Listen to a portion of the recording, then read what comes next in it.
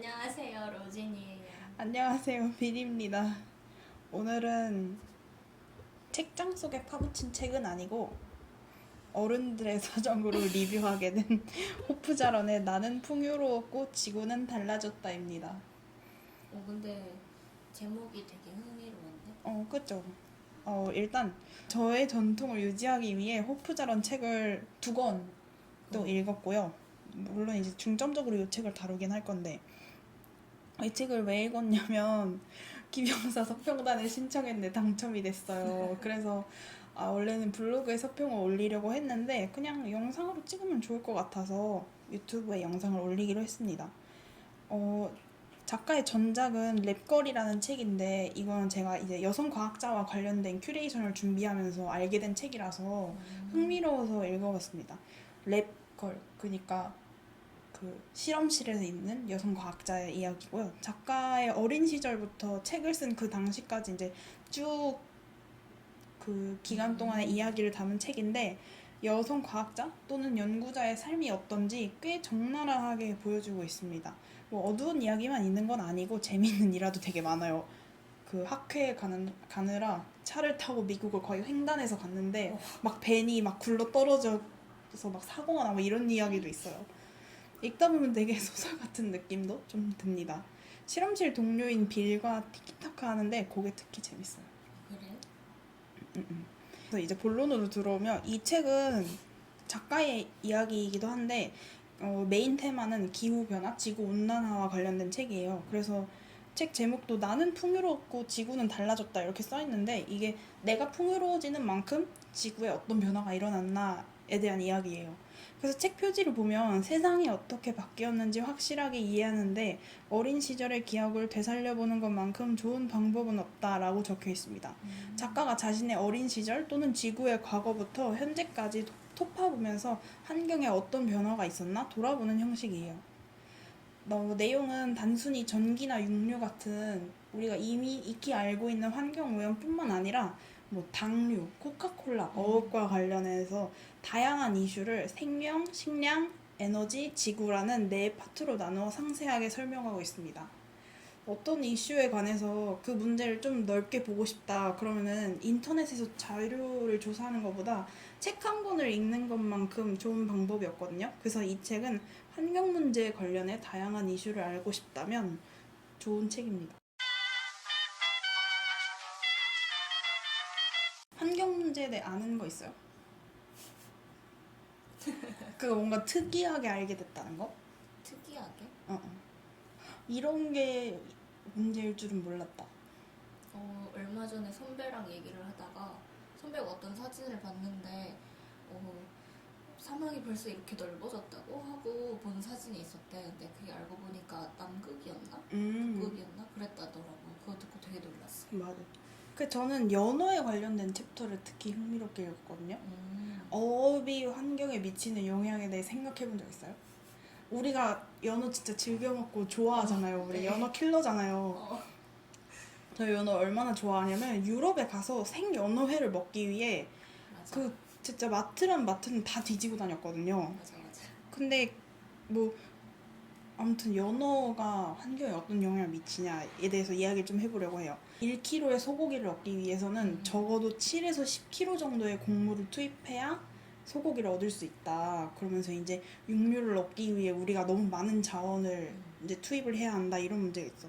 그 작가가 책에 이렇게 썼어요. 1kg의 연어를 얻으려면 3kg의 연어 먹이가 필요해요. 그리고 1kg의 연어 먹이를 얻기 위해 작은 물고기를 5kg 갈아야 합니다. 따라서 양식장에서 연어를 1kg 얻기 위해는 바다에 작은 물고기 15kg이 필요해요. 결국에 양식 이야기는 육류와 거의 흡사해서 장소만 바닷속으로 바뀌었다라는 거죠.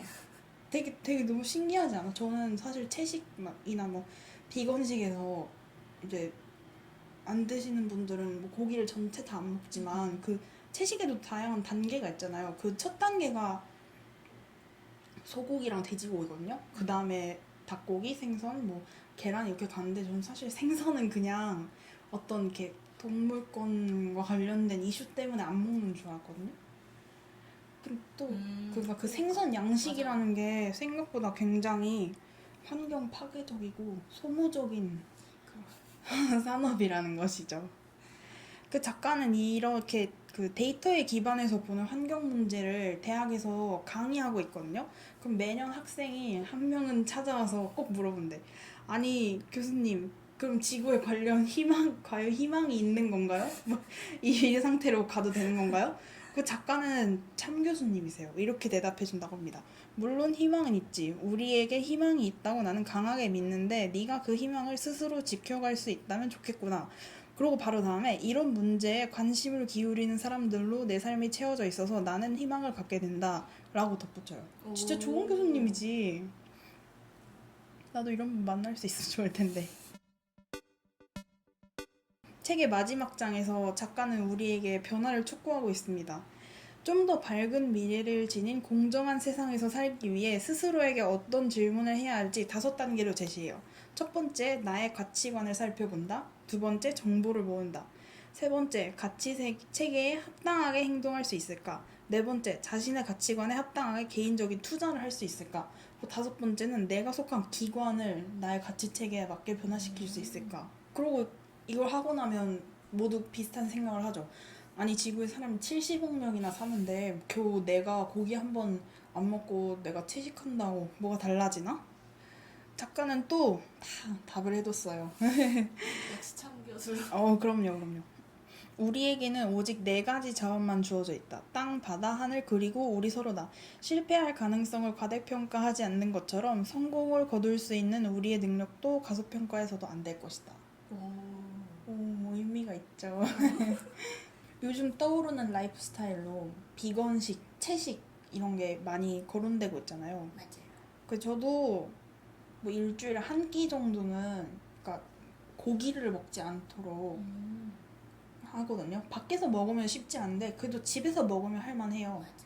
그래서 그런 사람들이 이렇게 얘기를 하더라고요. 한 명의 사람이 완벽한 비건이 되는 것보다 여러 사람이 일주일에 하루 아니면 한 끼라도 고기를 안 먹는 게 환경에는 더 큰 도움이 된다. 그래서 저도 항상 노력하고는 있습니다. 비건 식당도 찾아가려고 하고요.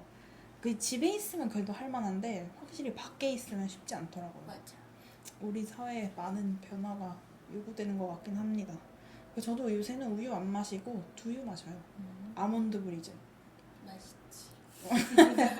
사실 처음에 맛있어서 시작했는데 또 우유를 먹는 게 좋지 않다고 하니 우유는 저희 동네 길고양이들만 먹습니다.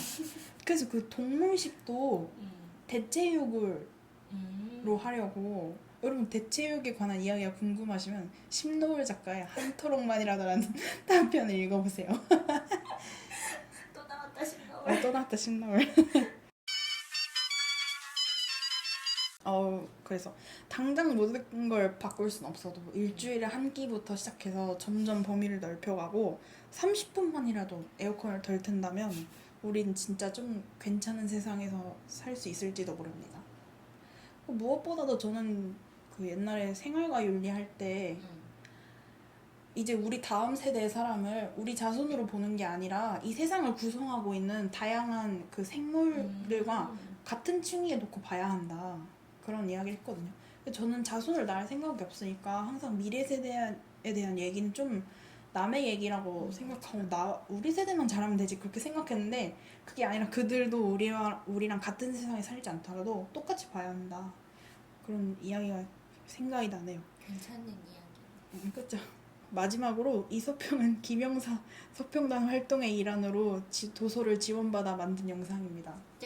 짜잔. 김영사 감사합니다. 그래서 로진 씨라면 이 책을 읽을 건가요? 읽어보고 싶어요. 처음에는 그 작가의 이야기가 궁금해서 읽어보고 싶었는데 들으면 들을수록 확실히 읽어봐야 할 것 같아요. 그 친구 중에 비건인 친구가 있어서 인스타 보면은 항상 비건 일기나 그런 거 올린단 말이야. 진짜 대단하다. 그러니까 안 그래도 대단하다고 생각했는데 이 책 내용 들으니까 그 친구가 되게 자꾸 생각나면서 더 대단하게 느껴지더라. 그래서 저는 이 책을 읽어보고 싶으므로 비니 어디였지? 김영사에서 책을 받으면은 저에게 바로 빌려주기로 했습니다. 와, 예. 사실 사서 보는 게 더 좋은데. 맞아. 네, 읽고 소장하고 싶으면 아마 사게 될 것 같은데. 맞아요. 비네 영업 성공. 예. 영상 또 봐주셔서 감사드리고 다음 주에는 저의 책장에 잠들어 있던 알랭 드보통의 책 2권으로 찾아뵙도록 하겠습니다. 이번에도 2권이네요. 네. 힘 좀 내셔야 되겠어요. 한 권은 읽었고 한 권은 거의 다 읽었어요. 한 3분의 2 정도? 오, 쉽지 않았어. 화이팅! 저의 유럽 여행 이야기와 함께 돌아오도록 하겠습니다. 그럼 다음 주에 봐요. 안녕. 가끔 우유를 먹긴 해요. 저도 걔네 뭐 유통기한이 지나면 엄마가 애용이가 그거 먹고 배가 아프면 어떡해? 네가 먹어. 딸이 배 아픈 건 괜찮을까요? 너는 배 아프면 병원에 가면 되지. 근데 걔가 배 아프면 어떻게 할 거야? 이러면서